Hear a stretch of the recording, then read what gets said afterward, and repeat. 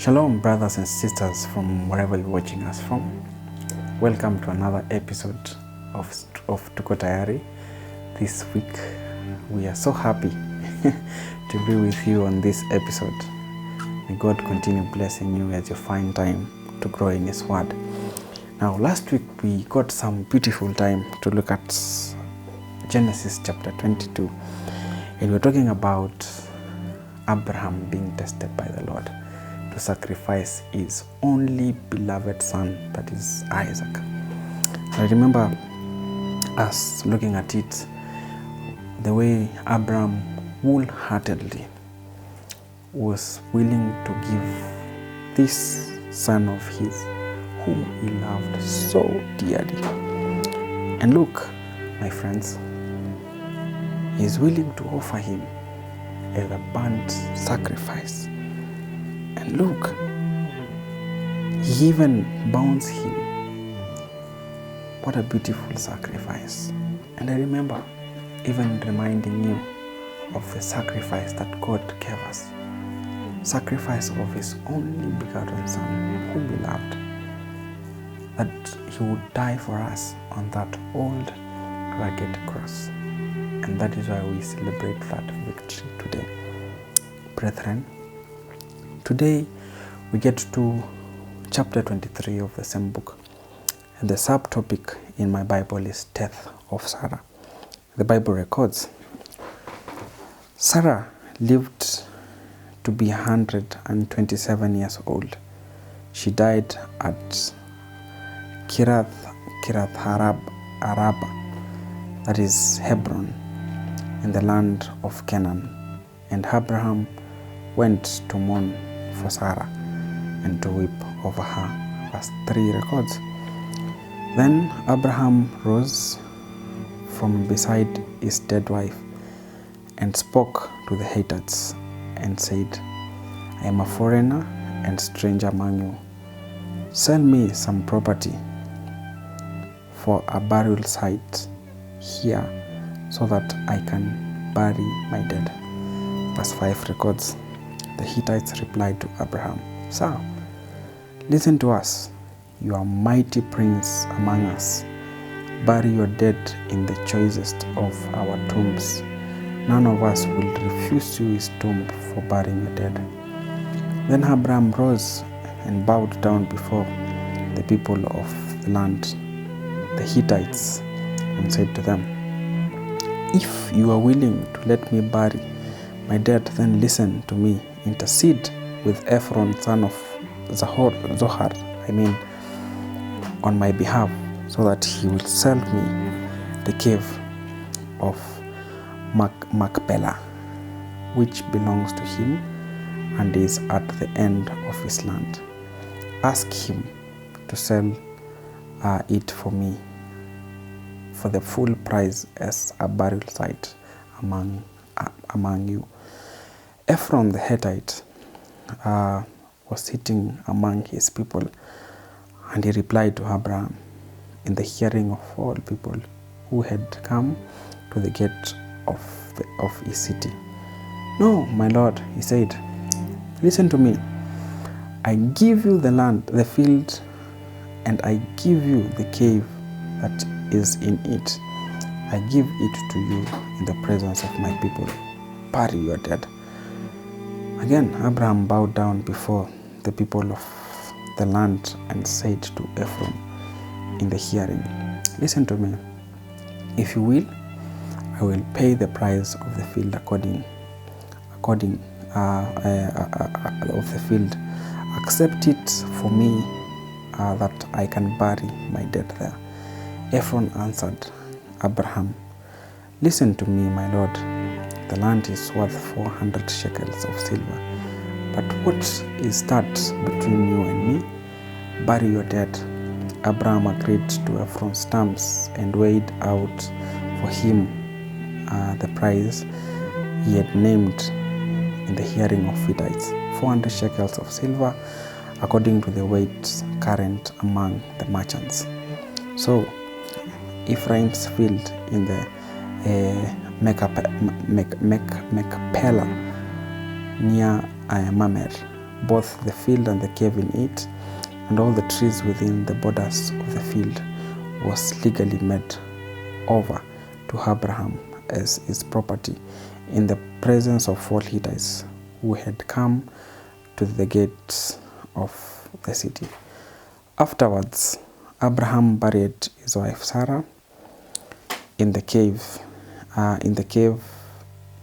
field of Macapella near Mamre, which is at Hebron in the land of Canaan. So the field and the cave in it were legally made over by Abraham to Abraham by the Hittites as a burial site.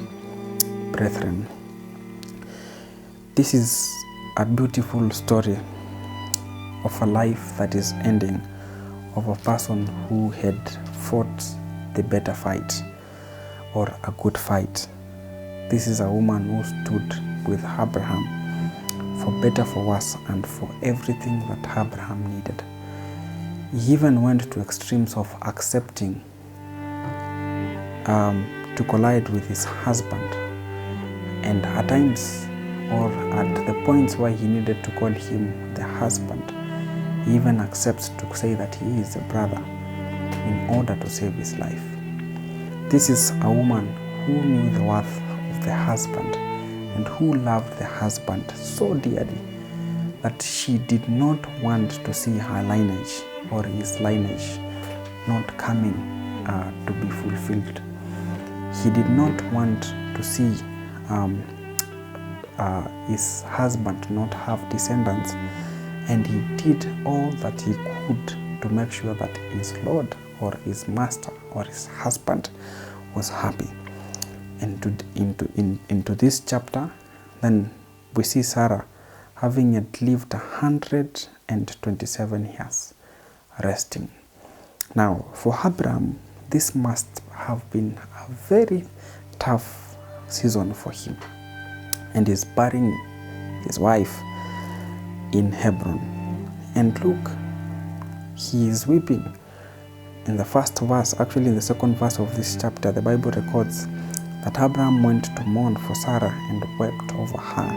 And this is to show how dearly he loved this beautiful woman. And see, he's begging with the Hittites to give him a place to bury the wife.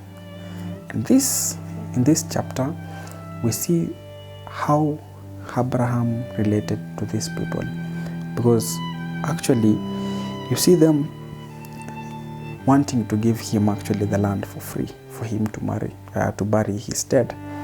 But Abraham refuses. At some point in verse 5, they call him a mighty prince among them, which meant that Abraham had a good relation with these people, although he was a stranger and a foreigner. And he pleads with them, to a point whereby they allow actually to sell a land for him from Ephron the Hittite. And Abraham pays the full amount of what Ephron asks for before he buries his dead. And look at it here. This guy had won the heart of these people, that they were even willing to allow him to bury his wife anywhere he needed. But Abraham did not choose the easier path of being given a land for free. He decided that for this one, it must cost me, because now this was a matter of someone whom he loved, and he did not consider whatever he had as anything, but he was willing to spend anything that he had for him to give her a decent send-off, that is, for him to buy a place to bury her. And this is a good relationship to show that Abraham actually had a good relationship with the wife, and they loved each other so dearly. My challenge is to you, brethren, brothers and sisters. How much do we love each other? It shouldn't have only not been for a husband and wife. You might be having brothers and sisters, and what are the sacrifices you're making for them? What are these things that you hold so dearly? Can you actually sacrifice for them, for you, or for them to have decency in whatever they do?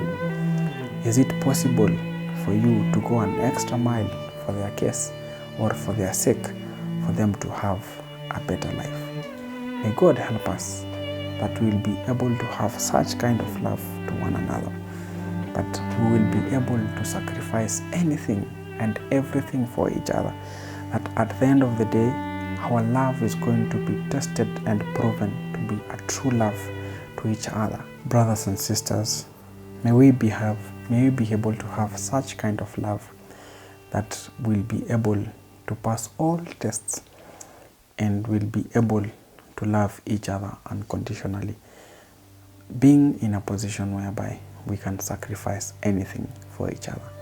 May God help us. May God bless us. Shalom.